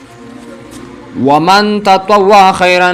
او چا چې په خوشی سره وکړنی کی په خوشحالی سره وکړنی کی فإن الله شاکر علیم پس یقینا الله شکر استونکې په هدیم ان الذين يكتمون پدې کې زجر دی د پټونکو د حق لاره څوک چې حق پټي اغیله زجر دی او راټنه ده سید امام اروسی رحم الله فرمایي چې ډیره نږدې ده خبره چې دا آیات نازل شوی په باره د یهودو کې خو حکم عام دی روح المانی وایي دا نه چې د یهودو په باره کې نازل شو د بدعتینو قرآن به نه جوړوي د قرآن نه ښه بدعتین صرف شان نزول بیانوي دا آیات شان نزول داسې دی او بس په هغه زمانه پسې خاص کوي دا قرآن عام کتاب دی د قیامت د ورځې پورې چې څومره خلک راغلي هغه ټولو ته شامل دی صرف شان نزول پسې نه دی خاص د دې د وجې نه زموږ شیوخو طرز داري هغو شان نزول له دومره اعتبار نه ورکوي بعض آیات کې ته ضرورت دی د هغې شان نزول بیان کړي همدې کې ډول بیانوي هم نه ځکه چې دا قرآن د هرې زمانې سره لګي بس دا قرآن داسې کتاب دی دا معجزانه کتاب دی دا معجزه ده دا چې په کم ټیم کې بیانې په هغه ټیم کې کومه ګناه د هغې ګناه رد کوي دا قرآن مجید ان الذین یقینا ها کسان یکتمون چې پټوي ما انزلنا من البینات هغه څه چې رالیږلي دي موږ ته من البینات ښکاره حکمونه دي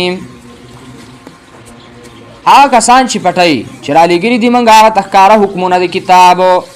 علم د قرآن دی وکړو علم د احادیثو دی وکړو حق او سچ مسله ته معلومه ده هغه واضحه بیانوه والهدى د هدایت خبر دي من بعد ما بیناه للناس پس دا غنا چې بیان کړي دي منګه د خلکو د پاره مې کتاب په کتاب کې دي اولئک یلعنهم الله دا کسان لعنت کی پدی مانته الله ویلعنهم اللاعنون او لعنت په وای لعنت وینکی څوک چې حق مساله پټي باغی باندې الله لعنت وای ملائکه په وای رسولان په وای ټول مخلوق په کوم نه لعنت دی به حق پټي دي سره واجنه پټي وس تخویف ذکر کیږي الا الذين تابوا مگر ها کسان چې توبه وباسي واصلحوا نیک عملو کی وبینوا بیانو کی دلته د عالم توبه ذکر ده الا الذين تابوا شیخ القرآن د پنځپیر رحم الله هغه فرمایي چې دلته د عالم توبه ذکر ده او درې شرطونه دي او په سورت آل عمران کی په 89 نمبر آیات کی سورت آل عمران 9 په سوم آیات کی 9 اتیایم نمبر آیات کی 90 پاغه کی د امی توبه ذکر ده او دو شرطونه دي لکه تاسو سورت آل عمران لګراواړه وي په دې سورت پسې کوم سورت دی او 9 اتیایم نمبر 88 89 نمبر آیات د امیانو توبه الله ذکر کوي او دوه شرط دي ښه امیانو چې و ګناه وکړله نو دوه شرط دي یو الا الذين تابوا من بعد ذلك واصلحوا الا الذين تابوا توبه به وباسي واصلحوا او اصلاح د خپل عمل وکړي سمانه بیرته به هغه کار ته نه راځي تابو توبه به وباسي او قرآن مجید توبه ته ډېر دعوت ورکړی دی او دا شان ده کې سورة النساء 146 نمبر آیات کې د منافق توبه ذکر ده او د هغې لپاره 4 شرطونه دي هغه به په خپل زبان ته راځي خو صرف دومره ورته ولیکئ چې دلته د عالم توبه ده 3 شرطونه دي سورة آل عمران 9 نمبر آیات کې د امی توبه ده او 2 شرطونه دي او په سورة النساء 146 نمبر آیات کې د منافق توبه ده 4 شرطونه دي د عالم توبه دا ده چې یو خو به توبه وباسي الله ته به وجاړي چې الله ما معاف وګوره دا داسې شیز نه به توبه وباسي چې هغه په منبر باندې سر منبر او په دعوت کې خبره کړې وه یا مسله یو حق پټ کړی و د هغه شیز نه داسې نه چې یو پټه ګناه یې کړې ده ځان له راشي په منبر باندې کینې زمانه دا ګناه شوې ده لکه دا خپله ګناه ښکاره کوي خلکو ته داسې د عامو ګناهونو توبه نه د هغه ګناه توبه به عالم وباسي چې هغه د خلکو سره تعلق و یوه مسله ورانه کړې ده یا مثلا یو حق خبره و هغه پټه کړې ده نو یو به توبه وباسي بل د نیک عمل به وکړي یعنی اصلاح د خپل عمل به وکړي او بل بیان به وکړي په سر منبر باندې او په میډیا باندې او خوج په کولا به دا خبره وکړي چې ما دا مسله کړې وه دا غلطه ده اوس داسې مسله ده یا مثلا دا مسله ما نه کوله دا حق او سچ مسله ده دا اوس کوم داسې توبه وباسي ښه داسې نه چې ځان له دروغې ویلي یا یې دوکره چا سره کلي او هغه په منبر باندې ناست یو ځان به یې شرمولی الا الذین تابوا مگر هغه کسان چې توبه وباسي واصلحوا نیک عمل وکړي وبیان وکړي فاولئک اتوب علیهم پس دا کسان توبه قبلوم د دوی الله وي وانا التواب الرحیم و زریر توبه قبلون کې بخون کې ما وبینوا خلاف ما كانوا علیه چې بیان کې خلاف دا عمل نه چې دی پیو قرطبي وي یعنی کم عمل باندې چې دی وو هغه خلاف به بیان کی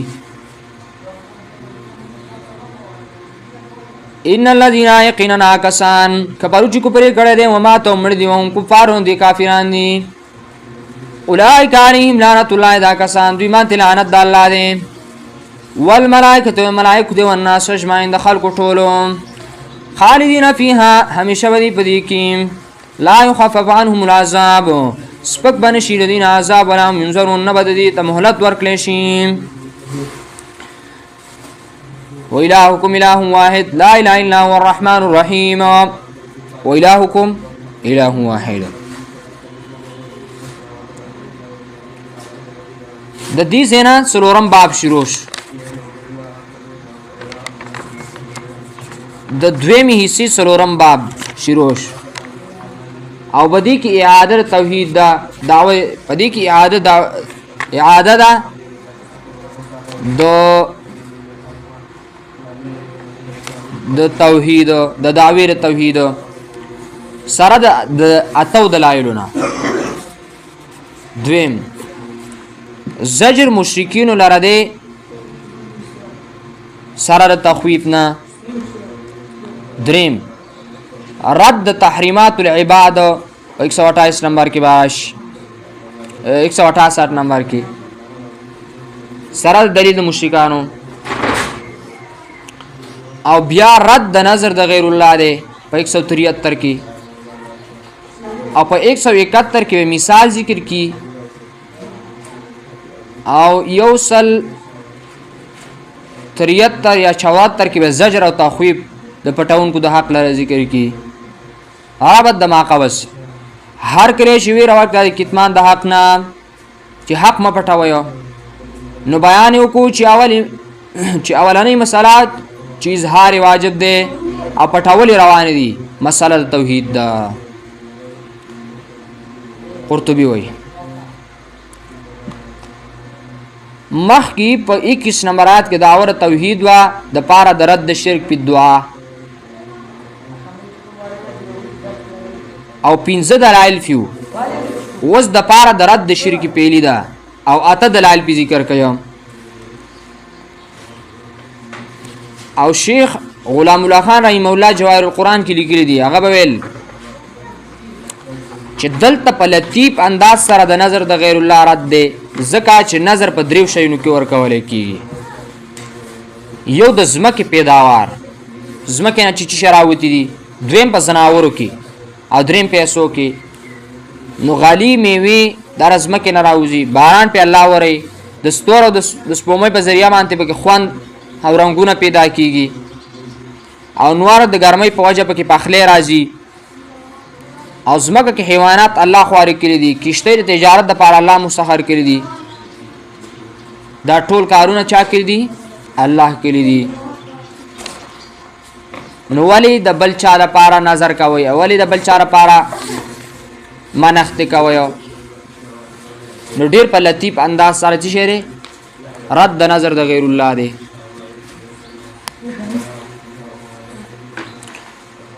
وَإِلَٰهُكُمْ إِلَٰهٌ وَاحِدٌ مددگار ستاسو مددگار یک یو ذات دی. مددگار ستاسو مددگار یو دی، الہ ستاسو الہ یو دی. لا الہ الا هو نشته لایق دی عبادت مگر هغه دی. هو الرحمن الرحیم مهربان ذات دی او بخون کې دی. ان فی خلق السماوات والارض داور توحیدی ذکر کړل اته دلایل په ذکر کوي. یو ان فی خلق السماوات والارض یقینا په پیدایش د اسمانونو زمکو کې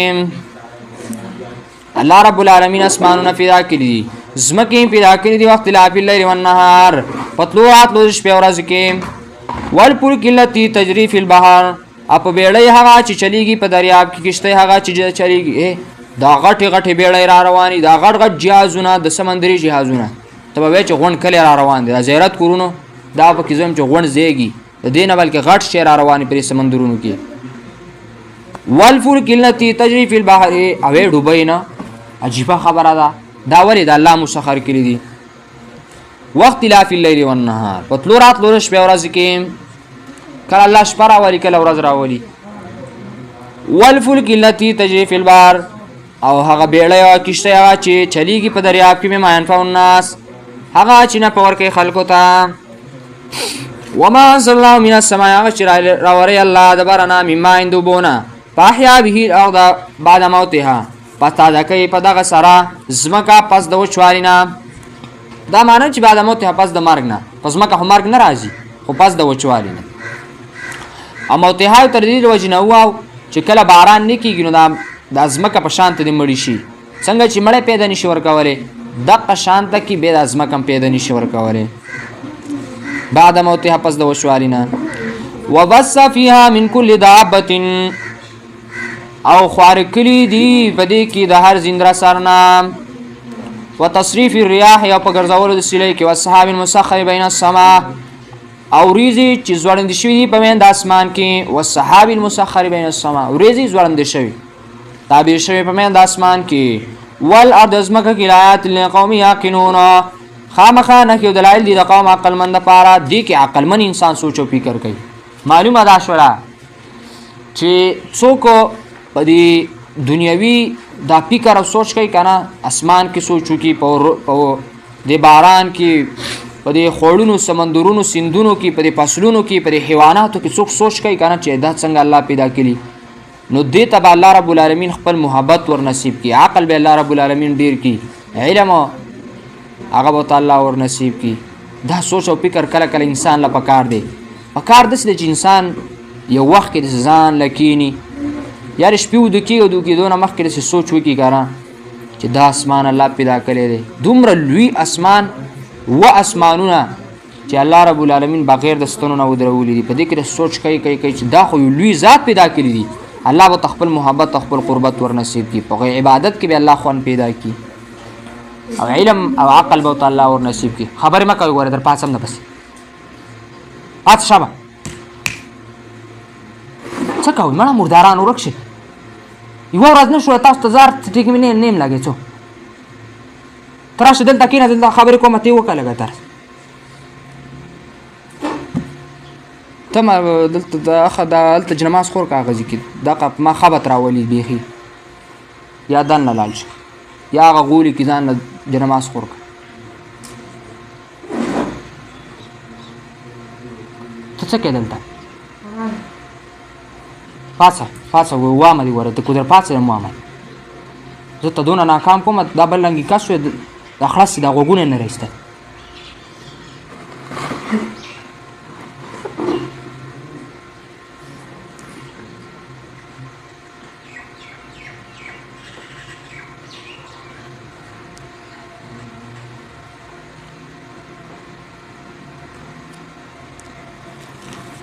الله اکبر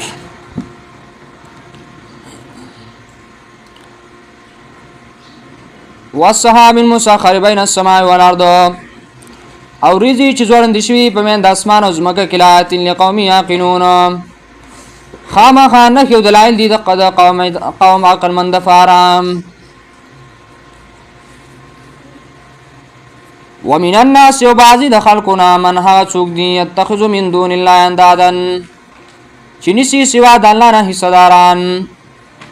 یحبونهم مینه ورسره کوي که حب الله په شان تا د مینې د الله سره یحبونهم یعنی برابرۍ کوي په محبت خپل کې په مابین د خدایانو خپل کې او د الله کې دوی د خپلو خدایانو سره داسې محبت کوي لکه څنګه محبت چې د الله سره لایق دی او بیا په قیامت کې ارمان کوي چې ولې د الله سره دا خلک برابر اول سورۃ شعراء کې براشي نو الله وی بعضې د خلکو نه څوک دي چې سوا د الله نه حصهداران یحبونهم مینه ورسره کوي که حب الله په شانته د مینې د الله سره والذین آمنوا او هغه کسان چې ایمان یې راوړی دی اشد حبا لله ډېر سختي او ډېر کلک دي په مینه کې د الله سره چا چې په الله ایمان راوړی هغه صرف او صرف چې کوم دی د الله سره مینه کوي او په مینه د الله کې کلک دي ولو یری الذین ظلموا ارمان چې پوهېدی ظالمان یرون العذاب کله چې ویني عذاب ان القوة لله جميعا چې طاقت یو الله لره دی غونډ ټول طاقت الله لره دی اذ یرون العذاب اذ یرون الذین ولو یری الذین ظلموا دلته دوه ترکیب وي یو دا چې لو شرطي دی نو جواب د شدید العذاب نه پټ دی لما فعلوا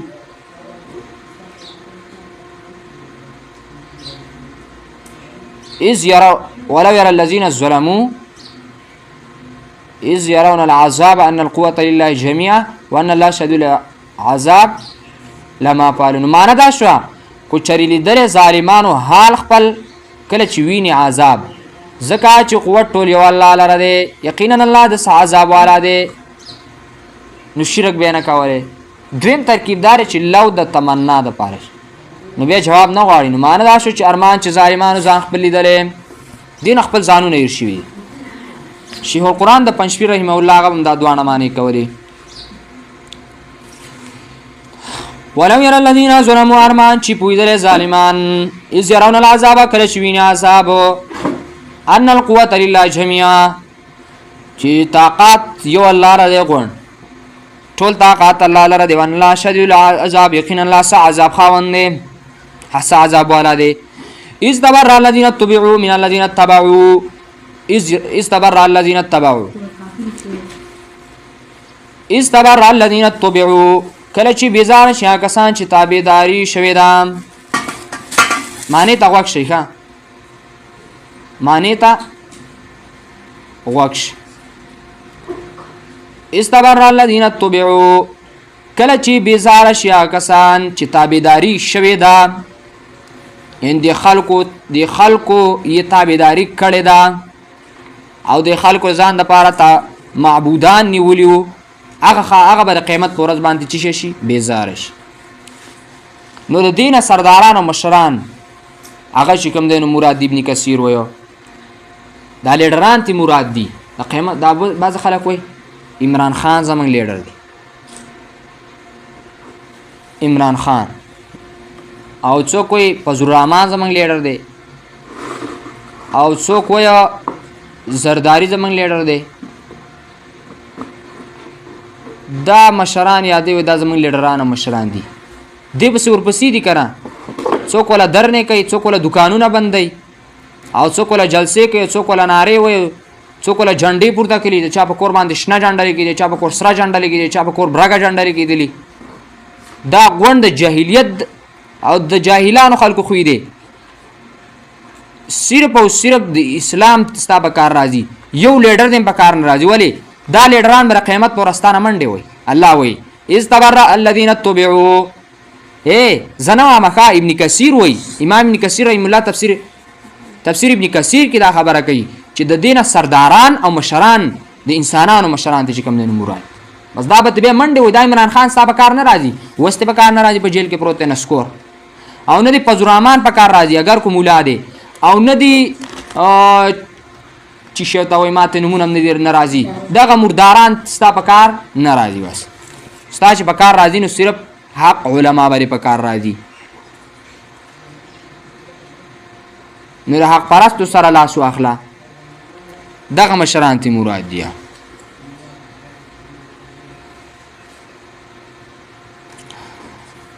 نو کله چې بیزاره شي هغه کسان چې تابعداري شوي ده د هغه کسانو نه چې تابعداري کړې ده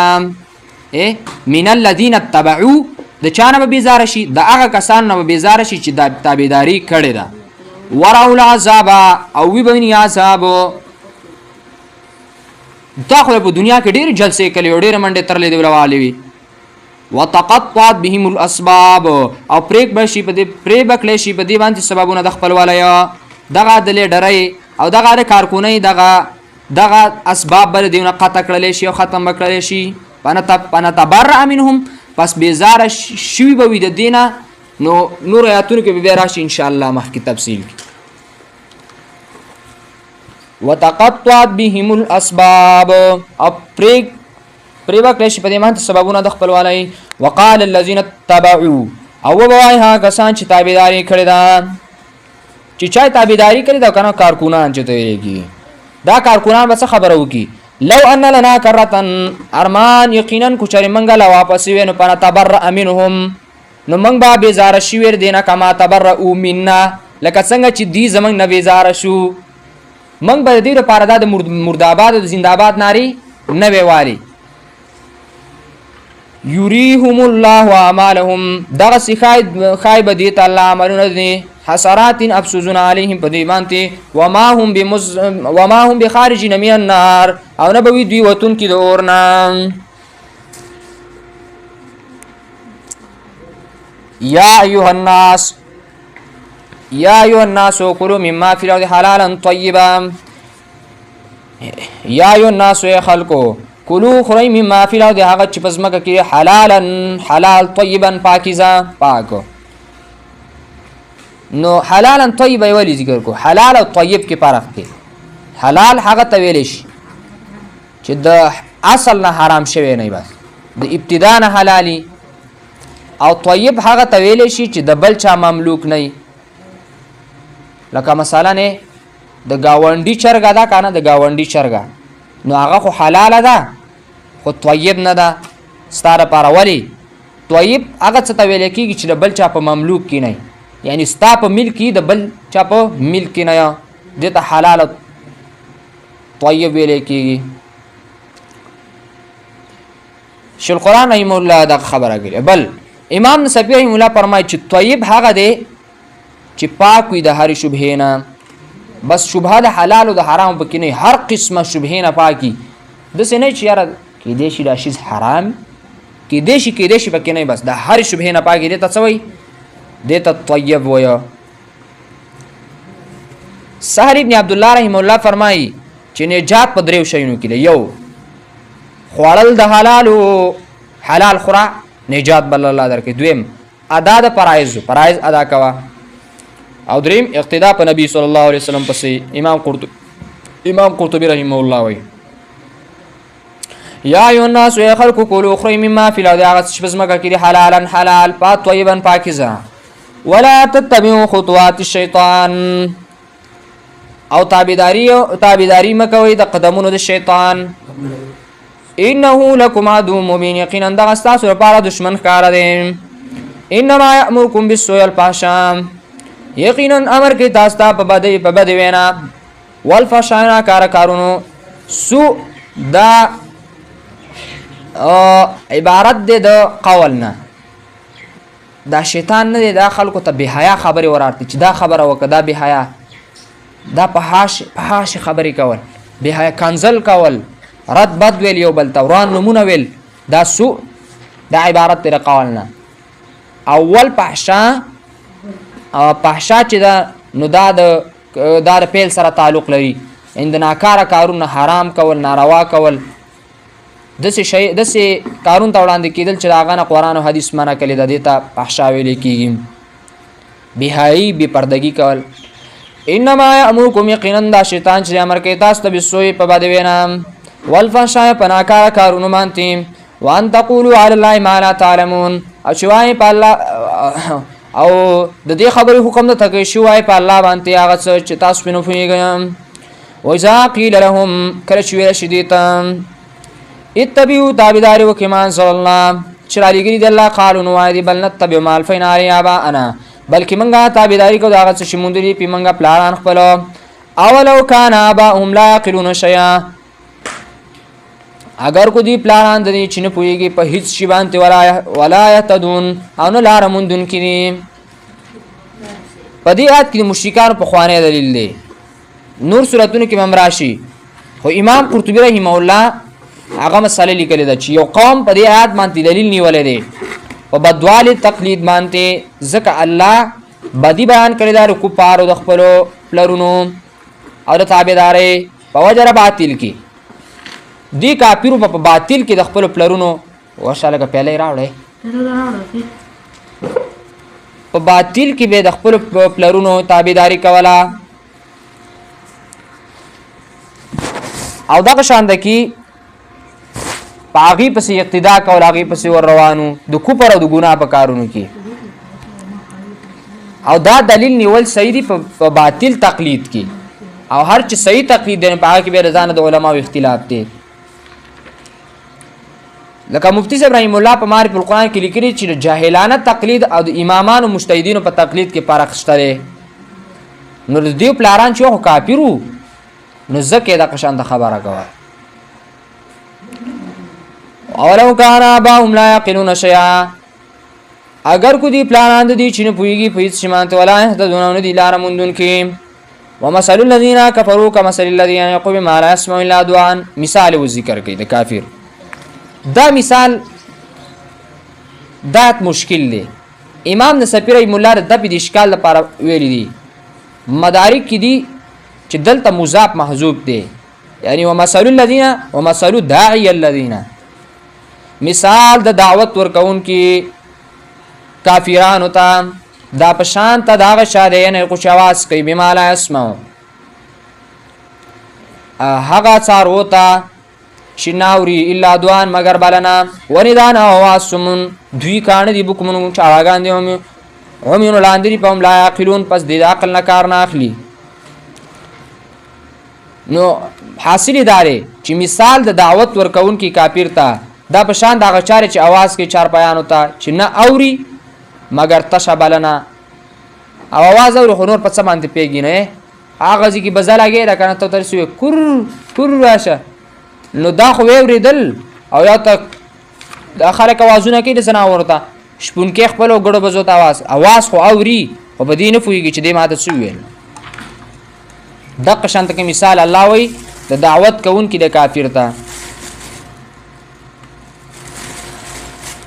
یا ایها الذین آمنوا ایماندارو کلوا خورئ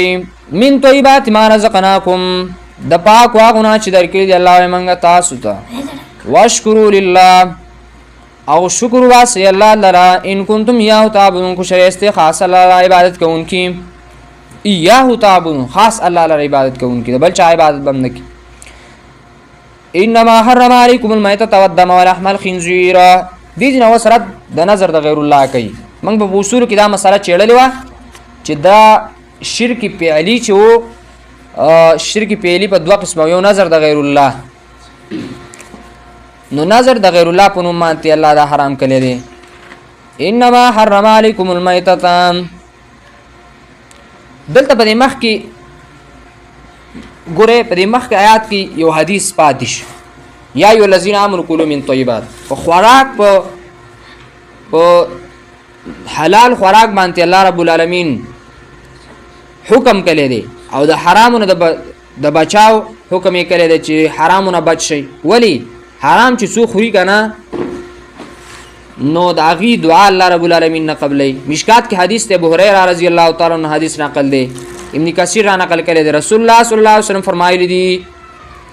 اے خلقو یقینا الله پاک دی نه قبلی مگر پاک. الله امر کړی دی مومنانو ته په هغه څه چې امر پې کړی دی پیغمبرانو ته. نو پیغمبرانو ته ویلی دی یا ایو رسول کلو من طیبات. اے پیغمبرانو ګوره تاسو پاک او حلال خوراک کوئ عمل کوي نه کې قنن زستاسو په امرونو باندې خبرداریم. سورۃ مومن کې او ویلی دی اے ایماندارو خورئ د پاکو هغو نه چې موږ درکړي دي. سورۃ بقره کې به راشي. سورۃ بقره کې غالبا تیر شوي دی او را به شي 176 نمبر آیت. او بیا یې د یو سړي ذکر وکړو نبی علیه السلام چې اوږد سفر یې کلی دی، اوږد سفر یې کلی دی، ستړی شوی دی او ببر سره دی د دوړو والا، د دوړو نه ببر سره دی، لاسونه یې اوږده کړي دي اسمان طرف ته داس چغوي یا ربي یا ربي اے رب زما اے رب زما زما ګناهونه معاف کا. فالان کی دعای نه قبلیږي. ولی خوراک حرام، سکاک حرام، اغوستل حرام، چې شي چې اغوستل هغه حرام. نو څنګه به قبول شي دعا دغه لپاره؟ انما حرم علیکم المیتۃ والدم ولحم الخنزیر. یقینا حرام کړي الله په تاسو باندې مرداران والدم وینا ولحم الخنزیر هغه د خنزیر. مس خلق وي یاره زمونږه دعا نه قبلیږي. دعا به څه قبول شي؟ ته په خپل ځان کې سوچ وکړه ستا هر شی د حرامو دی نو ولې به الله ستا دعا قبول شي؟ یقینا حرام کړي الله په تاسو باندې مرداران. مشرکانو د ځان نه رستو براش سورۃ المائده کې ځان باندې بهيري صایبي وسیلی او هم دا حرام کړیو. الله دا حرام، الله دا حرام نه دی بلکې دا او دا څلور شي نه پتا سو باندې حرام دی. الله مرداره، دویم وینا په شړ بدون کې، دریم غوخه خو هغه وخه د خنزیر او نظر د غیر الله حرام دی. او په دې څلورو کې ترقی د ادنانا اعلاتا. نو الله یقینا حرام کړی دی الله پتا سبحان تی مردار اے چې مردار شي حلال نشي او مردار شي دغه الله مردار حرام کړی دی. ودم وینا ولحم وینا کم وینا هغه په شل چوبېږي او به سق شي دا قوینا الله حرام کړی دی. ولحم الخنزیر غوخه د خنزیر، خنزیر غوخه الله حرام کړی دی. وما اے د خنزیر غوخه الله ولې حرام کړی دی؟ مفسرین لیکي وای په زناور کې دا یو زناور دی چې دا ډېر غټ بې غیرت زناور دی. دی له په خپله جوړه باندې دی له غیرت نه ورځي، بس په خپله جوړه باندې او په خپل هم جنس په خپله ښځه د له غیرت نه ورځي، بس لانډه دا خنزیر. کوم او سړی چې ښځه خپله ښځه بازار ته وباسي چې پلانکې سودا راله راوړو ساده او خپله ښځه دفتر ته لیږي او ډیوټي به کوي دغه به دا خو بیا خنزیر نه هم بدتر شو. پنجاب کې وګوره پنجابی بناسي په کور کې او واړه به منئ تپوس ته وکړي ښځه دې څه شوله هغه دفتر ته تللی ده پیسې ګټي دې ته اوس وګورئ هلته شی الټه شوی دی. واړه په ښځو وبنئ او ښځې دفتر ته لیږي. او دا چنګړین نه دي، چنګړین دا خدای تباه او برباد کړي. دا د ښځو ته ناشنا خبرې کوي. کله ښځې ته کله ته یوه خبره کوي کله ته بله خبره. ښځې خوشحاله شي غوله روپۍ هم ورکوي دا ثواب. او په دې کلیو کوڅو کې ګرځي د دې خاوندان هلته خیمې والي هلته پراته هزیلان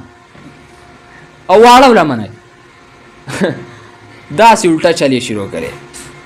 ولحم الخنزیر غوښه د خنزیر. نو خنزیر دا په زناورو کې واحد یو زناور دی چې دا یو دا مذکر ته راتګ کوي. دا خنزیران دی خدای غیر کی. وما اوهل به لغیر الله او هغه شی حرام دی چې پورته شي په هغې منتې اواز د پاره د نزدېکت د غیر الله. څوک د بابا په نوم یې حلالوم، څوک د ولی په نوم یې حلالوم، څوک د پیر بابا په نوم یې حلالوم، څوک د مرید بابا په نوم یې حلالوم. دا باباګان ماماګانې را جوړ کړي دي، دا الله وی حرام. احلال څه ته ویل کېږي؟ دا د عربۍ ژبې لفظ دی. پورتوالی د اواز ته ویلی شي. احلال اصله رفع الصوت. مدارک قرطبي وی، شوکانی وی احلال ویل کېږي اواز پورته کول ته د پاره د نزدېکت د غیر الله. نو معنا دا شوه چې هغه شی حرام دی چې اواز پې پورته شي د پاره د نزدېکت د غیر الله. امام راضي تفسیر کبیر کې لیکلي دي او ویلي دي وی علما کو چې مسلمان او یو مسلمان یو ذبح وکي او په ذبح سره نزدېکت د غیر الله تقص وکي، نو دا مردار شو، مرتد شو، دا انسان مرتد شو، ذبح یې مرتد. او فقه مشهور کتاب در مختار کې لیکلي دي چې پوهه شه چې هغه نظر چې د عوامو له طرفه د مړو دپاره واقع کېږي هغه راغیستلی شي د روپو د شمو د تیلو نه، د دې په مثل هغې نه چې وړلی شي قبرونو ته اولیاء کرامو ته لپاره د نزدېکت د دي، نو دغه په اجماع سره باطل او حرام دي او خلک پکې گرفتار شوي دي، خاص کر په دې زمانه کې. اوس هم دغه شان د خلک کوي، په یو غټ قبر ورشي روپۍ پکې دي، مخکې به یې پې روپۍ خوستې، اوس خو دا شی لږ ختم شوی هم دی، مخکې به یې پې روپۍ خوستلې.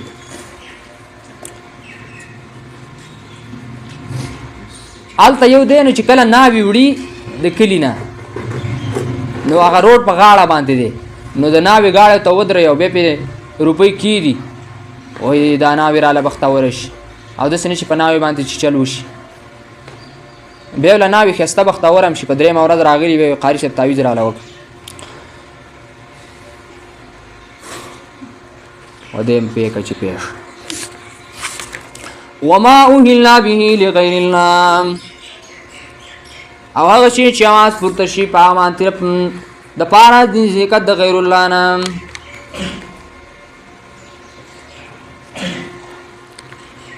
نو دا چې دي دا حرام دي. فمن استرا وست مستثنیات ذکر کوي چې کله به خوري خوړلې شي، خو کله فمن استر حالت استراری رااله وږي وي او بل څه روزي نه میلاویږي، نو بیت لکه شان د خوړلې شي چې صرف د لک ټیم پورې په پاتې شي. بس فمن استر پس هغه څوک چې مجبور شو غیر باین، پس هغه څوک چې مجبور شو خوراک ته غیر باین چې نوي خوند لټون کې ولا عادن او نوي زیاتې کوون کې، نه پکې خوان لټئ. داسې نه چې اوس مردار خر پروت دی دته غوښه راواغېستل او سرې کړې ده او سمې خپې ته وغځولې چې هسې م وږی شوی یم او سمې پې ځان ډک کو موړې کو، نه داسې باندې کوي، نه عادي نه به زیاتې کوي. فلا اسم علیه، نو پس نشته څه ګناه په ده باندې. حالت استراري دی، لږه شان ده کې تیو خوړله چې صرف ژوندی پې پاتې شي بیا یې خوړلی شي. ان الله غفور رحیم، یقینا الله بخښونکی مهربانه دی. خو بیا علما یوه مسله لیکلې ده چې یو طرف ته چاولې پخ شوي دی او ښایسته ګډ پکې سور کړی شوی پروت دی او زبردسته ماشاءالله ماشاءالله، او د پاسه پې غوړي هم اړولي دي او غوښه پکې تکه سره سره پرته ده او سره کلې غوښه او ښایسته وریجې دي او زرداو ته څه زرداو ته خواږې وریجې هغې هم پکې ارتیلي دي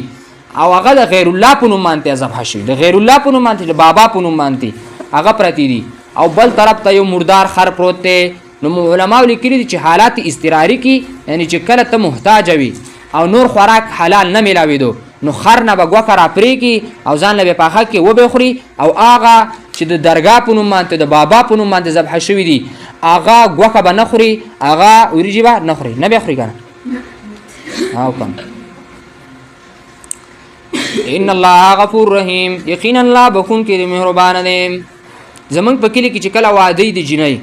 او جینۍ وړي نو شاته پسې واړه منډې وایي، او موږ چرکوټ یو موږ به هم پسې منډې والي، موږ ویل د ناوې روپۍ پرېږدي چا پې سل، خو ناوې هسې هم خوشحالی، نو څوک پې زر کې دي، څوک پې سل کې دي، څوک پې 50 کې دي چې څه غریبانه دي، بیا پسې واړه شاته ورمنډه وایي د هغه غټ قبر نه راوالي. دغه حرامې روپۍ دي که ماشومان خو بس نه پوهېږي په دې خبرو باندې. فلا اسم علیه، او بیا وایي ناوې راته لیونۍ شوله، په درېیمه ورځ یې خاوند په غټ ډانګي والي استې را شړلي. فلا اسم علیه، نو پس نشته څه ګناه په دمانته ان الله غفور رحیم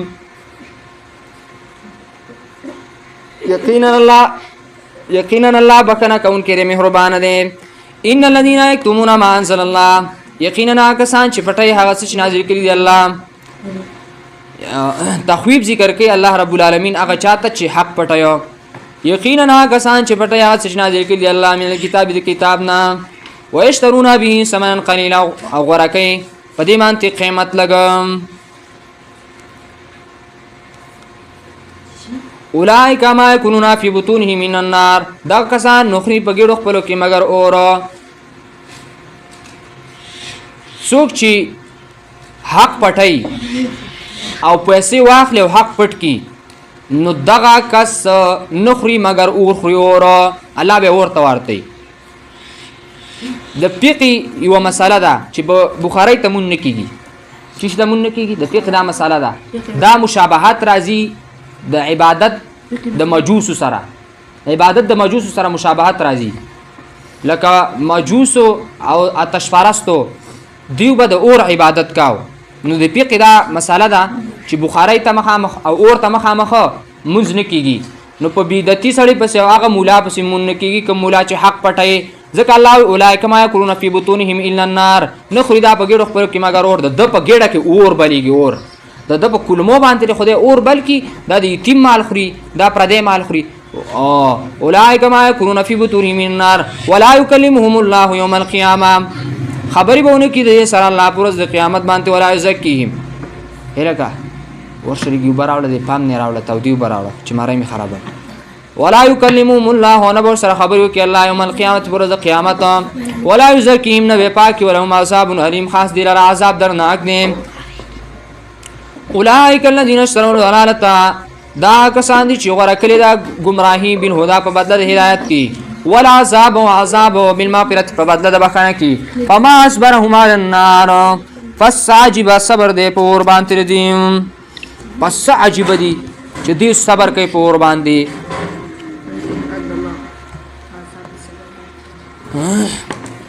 او کاتمینو د حق ته په پنځو طریقو باندې صبر او تخویف نو فما اصبرهم دا صغر تعجب ده معنی دا شو چې څه صابر دي پور باندې فما اصبرهم علی النار پس عجیب صبر کوون کې پور باندې بس چاته ویل کدا ګناه مکوا دا ظلم مکوا دا زیته مکوا دسوی